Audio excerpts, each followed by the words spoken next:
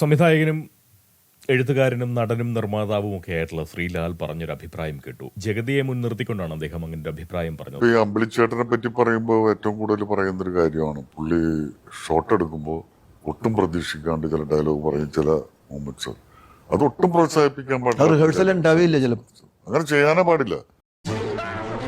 ജഗതിയെ മുന്നിൽ നിർത്തിക്കൊണ്ട് ഇങ്ങനെ കയ്യിൽ നിന്നിട്ട് അഭിനയിക്കുന്ന ആളുകളെ കുറിച്ച് അദ്ദേഹം ആശങ്കപ്പെട്ടത് ഒരുപക്ഷെ സംവിധായകൻ എന്ന നിലയിലാണോ, എഴുത്തുകാരൻ എന്ന നിലയിലാണോ, സഹനടൻ എന്ന നിലയിൽ, നടൻ എന്ന നിലയിലാണോ എന്ന് നമുക്ക് പറയാൻ പറ്റില്ല. എന്ത് തന്നെ ആയാലും ഇപ്പോൾ സംവിധായകനാണെന്നുണ്ടെങ്കിൽ ഞാൻ പറയുന്നത് മാത്രം കേട്ടാൽ മതി എന്ന് പറയുന്ന ഒരു ചിന്തയിൽ നിന്നാണോ അത് വരുന്നത്, അതോ എഴുത്തുകാരൻ എന്ന നിലയിൽ ഞാൻ പറയുന്ന സംഭാഷണം മാത്രം നിന്റെ കഥാപാത്രം പറഞ്ഞാൽ മതി എന്ന് പറയുന്ന ആ ഒരു ചിന്തയിൽ നിന്നാണോ വരുന്നത്, അതോ ഇനിയിപ്പോൾ കയ്യിൽ നിന്നിട്ട് ജഗതിയെ പോലുള്ള നടന്മാർ ഇങ്ങനെ ചെയ്യുമ്പോൾ സ്വാഭാവികമായിട്ടും അവരോടൊപ്പം തന്നെ പ്രത്യേകിച്ച് കയ്യിൽ നിന്ന് ഒന്നും ഇടാനില്ലാത്ത, മുഖത്ത് പോലും കൃത്യമായിട്ട് വിവിധയിനം ഭാവങ്ങളൊന്നും അങ്ങനെ പ്രസരിപ്പിക്കാൻ കഴിയാത്ത, അത്ര കണ്ട് അഭിനയസിദ്ധി ഉണ്ട് എന്ന് അവകാശപ്പെടാൻ കഴിയാത്ത നടന്മാർ ചിലപ്പോൾ ലാലൊക്കെ ആ ഗണത്തിൽപ്പെടുന്ന ഒരു ആളാണോ എന്നൊരു സംശയം പ്രേക്ഷകൻ എന്ന നിലയിൽ എനിക്ക് തോന്നുന്നു. അത്ര വൈവിധ്യമായിട്ടുള്ള അഭിനയ മുഹൂർത്തങ്ങളൊക്കെ അങ്ങനെ കാഴ്ചവെക്കാൻ കഴിയുന്ന തരത്തിലുള്ള ഭാവ സമ്പാദ്യം ഇദ്ദേഹത്തിന്റെ മുഖവശമുണ്ടോ എന്നുള്ള കാര്യത്തിലൊക്കെ എനിക്ക് നല്ല സംശയമുണ്ട്. അത് ഒരു ആരോപണമായിട്ടോ അധിക്ഷേപമായിട്ടോ അല്ല സംസാരിക്കുന്നത്, അദ്ദേഹം പ്രതിഭാധനനല്ല എന്നുമല്ല പറയുന്നത്. പക്ഷേ ഇങ്ങനെയുള്ള കാര്യങ്ങളിൽ ഒരുപക്ഷെ ജഗതി കയ്യിൽ നിന്നിടുമ്പോൾ പെട്ടെന്ന് പകച്ചു പോകുന്ന തരത്തിലുള്ള ഒരു ദൗർബല്യം ഇദ്ദേഹത്തിന് ഉണ്ട് എന്നുണ്ടെങ്കിൽ സ്വാഭാവികമായിട്ടും അതിൻ്റെ വെളിച്ചത്തിലായിരിക്കും പറയുന്നത്. അതുകൊണ്ട് അതെന്താ പറഞ്ഞതെന്നുള്ളത് എനിക്കറിയില്ല. പക്ഷേ എനിക്ക് തോന്നുന്ന ഒരു കാര്യമുണ്ട്. ഇപ്പം നമ്മൾ സ്കൂളിലൊക്കെ പഠിച്ചിരുന്ന കാലത്ത് കാണാതെ പഠിക്കുന്ന കുട്ടികളെ കണ്ടിട്ടുണ്ട്. പ്രസംഗം കാണാതെ പഠിച്ച് പ്രസംഗിക്കുന്നവർ, കാണാതെ പഠിച്ച് പരീക്ഷ എഴുതി മാർക്ക് വാങ്ങുന്നവർ. അതൊരു നല്ല കാര്യമാണോ എന്ന് ചോദിച്ചു കഴിഞ്ഞാൽ തീർച്ചയായിട്ടും അതിനെയൊന്നും എതിർക്കേണ്ട കാര്യമില്ല. പക്ഷേ എനിക്ക് തോന്നിയിട്ടുള്ളൊരു കാര്യം, ഈ കാണാതെ പഠിക്കുന്നതിനേക്കാൾ അർത്ഥമറിഞ്ഞു പഠിച്ചാൽ ഒരു ഗുണം എന്താണെന്ന് വെച്ച് കഴിഞ്ഞാൽ, കാണാതെ പഠിക്കുമ്പോൾ ഉണ്ടാകുന്ന ഒരു പരിമിതി, ഒരു വാക്ക് എവിടെയെങ്കിലും ഒന്ന് തടസ്സപ്പെട്ടു പോയി കഴിഞ്ഞാൽ ആ വാക്കിൻ്റെ ഒഴുക്കിൽ എവിടെയെങ്കിലും ഒരു തടസ്സം വന്നു കഴിഞ്ഞാൽ പിന്നെ തുടർന്നങ്ങോട്ട് എഴുതാനോ പറയാനോ കഴിയാത്തൊരു സ്ഥിതിവിശേഷം വരും. അങ്ങനെ ഒരു കുഴപ്പമുണ്ടെന്നാണ് എനിക്ക് തോന്നുന്നത്. ഞാൻ കാണാതെ പഠിച്ച് സംസാരിക്കാൻ കഴിയുന്ന ഒരാളോ അതല്ലെങ്കിൽ കാണാതെ പഠിച്ച് പരീക്ഷ എഴുതിയ ഒരാളോ അല്ല. എനിക്ക് പൊതുവേ ഉള്ള ഒരു കാര്യം മനസ്സിലാക്കിയിട്ട് നമ്മളുടേതായിട്ടുള്ള രീതിയിൽ അതിനെ അങ്ങോട്ടേക്ക് പ്രദർശിപ്പിക്കുക എന്നുള്ളതല്ലാതെ വേറെ വഴിയില്ല. അപ്പോൾ അതാണ് ശരിയെന്നല്ല ഞാൻ പറയുന്നത്. എന്നെ സംബന്ധിച്ച് സൗകര്യം അതാണ്.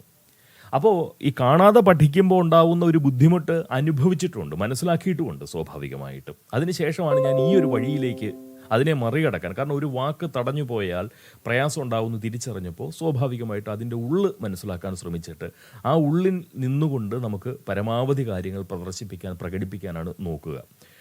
അപ്പോൾ ഇദ്ദേഹം പറഞ്ഞ പ്രകാരമാണെന്നുണ്ടെങ്കിൽ ഈ കാണാതെ പഠിച്ച്, അതായത് ഒരു നടൻ അല്ലെങ്കിൽ ഒരു നടി അദ്ദേഹത്തിന് ലഭിച്ചിരിക്കുന്ന ഒരു കഥാപാത്ര സന്ദർഭത്തെ അല്ലെങ്കിൽ ആ ഒരു അഭിനയിക്കാനുള്ള ആ ഒരു മുഹൂർത്തത്തെ കൃത്യമായി മനസ്സിലാക്കി കാണാതെ പഠിച്ച് യന്ത്രസമാനമായി ഭാവങ്ങൾ കൃത്യമായ സ്ഥലത്ത് കൃത്യമായ നിലയിൽ കൃത്യമായ അളവിൽ അങ്ങനെ അങ്ങോട്ടേക്ക് വിളമ്പിക്കൊണ്ട് നിൽക്കുന്ന ഒരു അവസ്ഥ, അങ്ങനെയുള്ളവർക്ക് തീർച്ചയായിട്ടും അതിന് വിരുദ്ധമായിട്ട്, അതായത് നമ്മുടെ കാര്യവും നമ്മൾ കാണാതെ പഠിച്ചിട്ടുണ്ട്, എതിർപക്ഷത്തുള്ള കഥാപാത്രവും ഇത് പറയും, ഇന്നത് പറയും, ഇന്നത് ചെയ്യും, അതിനോട് ഞാൻ ഇങ്ങനെ പ്രതികരിക്കും എന്ന് പറഞ്ഞ് ഇങ്ങനെ കാണാപാഠം പഠിച്ച് നിൽക്കുന്ന നടീനടന്മാർക്ക് തീർച്ചയായിട്ടും വലിയ പ്രയാസം ഉണ്ടാക്കും. എന്നാൽ അഭിനയിക്കാൻ പോകുന്ന കഥാസന്ദർഭം അതെന്താണ്, താൻ ഏത് കഥാപാത്രമാണ്, ഏത് വികാരത്തിലാണ്, ഏത് വൈകാരിക പശ്ചാത്തലത്തോടു കൂടിയാണ് തൻ്റെ കഥാപാത്രം അവിടെ പെരുമാറേണ്ടത് എന്നൊക്കെ മനസ്സിലാക്കി ആകെ മൊത്തം അതിനെക്കുറിച്ച് കൃത്യമായിട്ടുള്ളൊരു ധാരണയുള്ള ഒരു നടനോ നടിക്കോ എതിർപക്ഷത്തുള്ള കഥാപാത്രം എത്ര വഴിവിട്ട് പോയി കഴിഞ്ഞാലും തൻ്റെ കഥാപാത്രത്തെ നിയന്ത്രിച്ച് നിർത്താൻ അവർക്ക് കഴിയുമെന്ന് പറയുന്നൊരു ബോധ്യമാണ് എൻ്റെ ഉള്ളിലുള്ളത്. ഞാൻ അങ്ങനെയാണ് അതിനെ മനസ്സിലാക്കുന്നത്. അപ്പോൾ ആ ഒരു പശ്ചാത്തലം കൃത്യമായിട്ട് മനസ്സിലാക്കിയാൽ മതി. ആ കഥാപരിസരത്തെക്കുറിച്ച് കൃത്യമായ ധാരണ ഉണ്ടായാൽ മതി. എവിടെയുണ്ട് കുഴി, എവിടെയുണ്ട് കുന്ന്, എവിടെയുണ്ട് തട്ടി വീഴാനുള്ള സാധ്യത, ഇതെല്ലാം മനസ്സിലാക്കി വെച്ച് കഴിഞ്ഞാൽ ഇതുപോലുള്ള അബദ്ധങ്ങൾ പറ്റില്ല. ഒരു എതിർ കഥാപാത്രം തീർച്ചയായിട്ടും അദ്ദേഹത്തിൻ്റെ പ്രകടനം എത്രത്തോളം മെച്ചപ്പെടുന്നോ, എത്രത്തോളം ഗംഭീരമാകുന്നോ അത്രത്തോളം അതിൻ്റെ ഒരു പ്രതിഫലനം ഇങ്ങേ തലയ്ക്ക് നിൽക്കുന്ന അല്ലെങ്കിൽ അതിനോട് ഈ പ്രതിപ്രവർത്തിക്കേണ്ടതായിട്ടുള്ള കഥാപാത്രത്തിന് കൃത്യമായിട്ട് ലഭിക്കുമെന്ന് പറയുന്നൊരു തോന്നലാണ് എനിക്കുള്ളത്. അപ്പോൾ അതുകൊണ്ട് തീർച്ചയായിട്ടും ലാൽ പറയുന്നതിനകത്ത് ഒട്ടും തന്നെ അപാകതയില്ല. അത് ലാലിൻ്റെ വൈഷമ്യങ്ങളിൽ നിന്ന് ഒരു പക്ഷേ തിരക്കഥാകൃത്ത് എന്നുള്ള രീതിയിലുള്ള, അതല്ലെങ്കിൽ സംവിധായകൻ എന്നുള്ള രീതിയിലുള്ള, അതല്ലെങ്കിൽ നടൻ എന്ന നിലയിൽ അദ്ദേഹം അനുഭവിച്ചിട്ടുള്ള എന്തെങ്കിലും പ്രയാസത്തിൽ നിന്നായിരിക്കും ഇത് പറയുന്നത്. പക്ഷേ എനിക്ക് ഹരിശ്രീ അശോകൻ, അദ്ദേഹം ഇതേപോലെ അത്യാവശ്യം കയ്യിൽ നിന്ന് ഇടാൻ കഴിയുന്ന തരത്തിലുള്ളൊരു നടനാണ്. ഇന്നസെൻ്റ് അങ്ങനൊരു നടനാണ്. ജഗതിക്കൊപ്പം ഇവരൊക്കെ ആണെന്നുണ്ടെങ്കിൽ തീർച്ചയായിട്ടും ആ ഒരു സന്ദർഭത്തെ വളരെ മനോഹരമായിട്ട് മറികടന്നു പോകും. പക്ഷേ ലാലിനൊരു പക്ഷേ അതിന് സാധിക്കുന്നുണ്ടാവില്ല. അപ്പോൾ സ്വന്തം അനുഭവങ്ങളിൽ നിന്നായിരിക്കും പലപ്പോഴും പലരും പലതും പറയുന്നത്. ഒന്നും അതിനുമേൽ കൂടുതലായിട്ട് പറയുന്നില്ല. എൻ്റെ പ്രശ്നം അതല്ല. ജഗതിയുടെ കയ്യിലിരിപ്പോ അല്ലെങ്കിൽ കയ്യിൽ നിന്നുള്ള ഇടലോ അല്ല എനിക്ക് ഈ ഒരു ഇതിൽ പറയാൻ തോന്നിയത്. കാരണം ഞാൻ ലാലിൻ്റെ കാലിലിരിപ്പാണ് കണ്ടത്.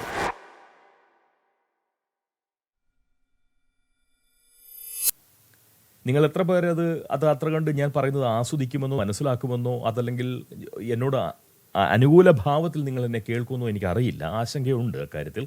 പക്ഷേ ഞാൻ പറയുന്നു, ഒരു വശത്ത് ഹരിശ്രീ അശോകൻ ഇരിക്കുന്നു, മറുവശത്ത് ലാൽ ഇരിക്കുന്നു. അവരുടെ രണ്ടുപേരുടെയും നടുക്കായിട്ട് ഇന്ദ്രൻസ് ഇരിക്കുന്നു. ഈ ഇന്ദ്രൻസിന്റെ മടിയിൽ വരുന്നത് പോലെ, അങ്ങനെയല്ല, കുറച്ച് അകലമുണ്ട് എങ്കിൽ പോലും ആ കാലെടുത്ത് വെച്ചിരിക്കുന്നു. ഇന്ദ്രൻസ് ഒരു നോട്ടം അതിലേക്ക് നോക്കുന്നുണ്ട്. ഞാനത് ശ്രദ്ധിച്ചു. അത് ആ കാലിലേക്ക് നോക്കുന്നത് ഒരു അസ്വസ്ഥത.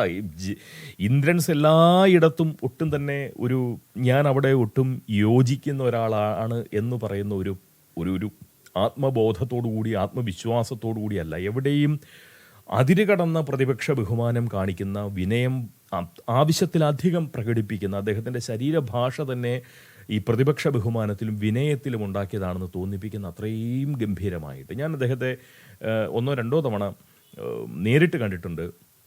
അതിൽ ഒരു പ്രാവശ്യം ഒരു സിനിമ കൈരളി എന്ന് പറയുന്ന ഒരു തിയേറ്ററിൽ വെച്ച്, തിരുവനന്തപുരത്തെ കൈരളി തിയേറ്ററിൽ വെച്ചിട്ട് ഞങ്ങൾ മാത്രം എന്ന് പറയാവുന്നത് പോലെ ഒരു അവാർഡ് പടം കാണാൻ വന്നിട്ടുണ്ട്.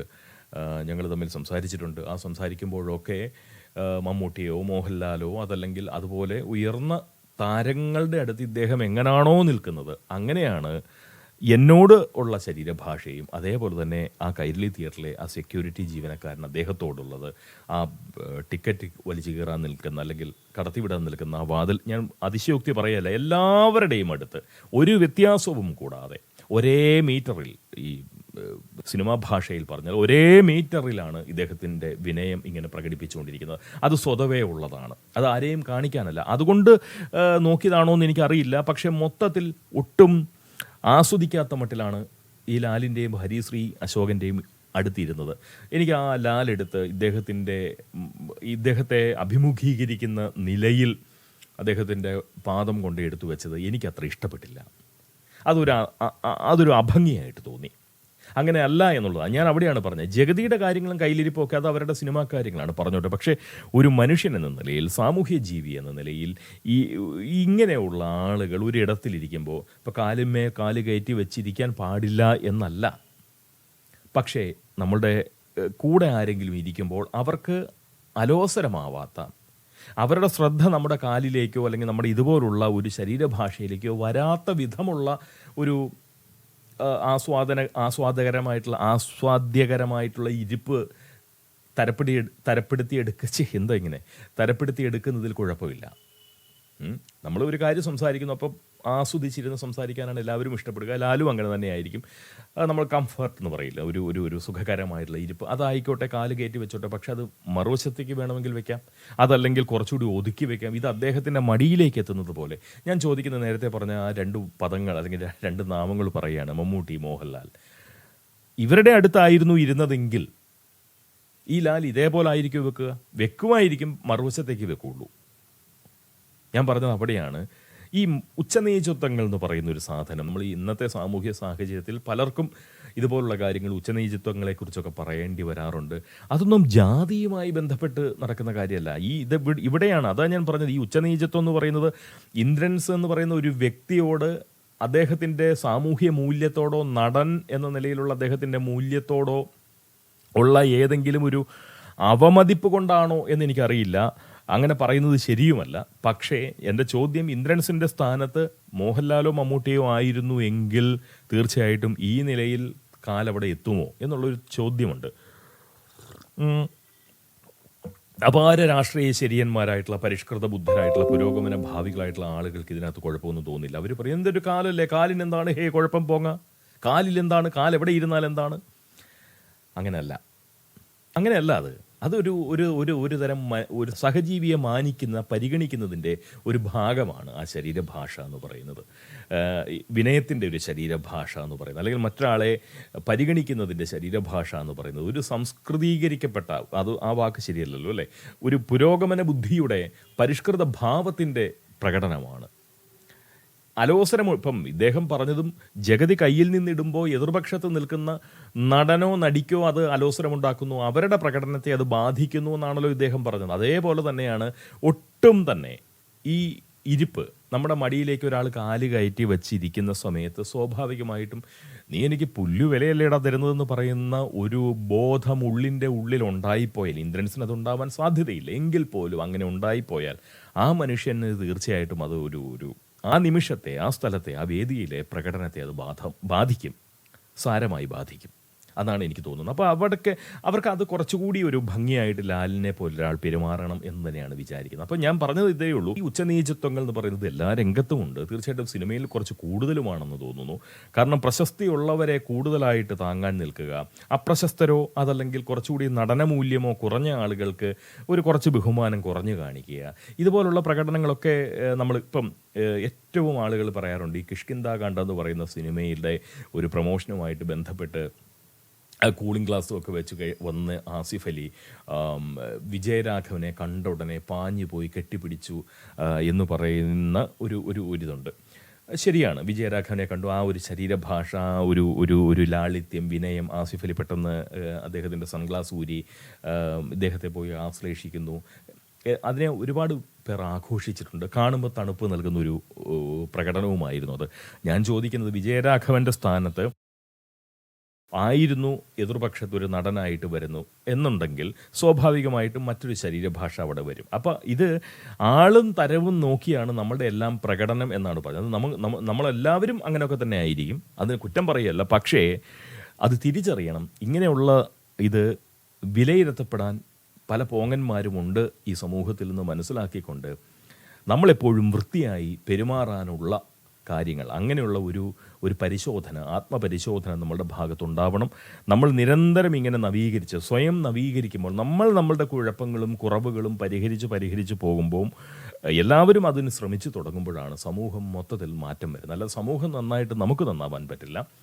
നമ്മൾ സ്വയം ഓരോ കാര്യങ്ങൾ, നമ്മുടെ പ്രവൃത്തികളാവട്ടെ, സംസാരമാവട്ടെ, നമ്മുടെ പ്രകടനങ്ങളാവട്ടെ, ഇതുപോലുള്ള നമ്മുടെ ശരീരഭാഷയാവട്ടെ, നമ്മുടെ സംസാര ശൈലിയാവട്ടെ, തിരഞ്ഞെടുക്കുന്ന വാക്കുകളാവട്ടെ, ഇതിലെല്ലാത്തിലും മാറ്റം നമ്മൾ കൊണ്ടുവരണം. ഞാനും അത് ചെയ്യാൻ ബാധ്യസ്ഥനായിട്ടുള്ള ഒരാളാണ്. ഒരു പൊതുവേദിയിൽ ഇരുന്ന് സംസാരിക്കുന്ന ഒരാൾ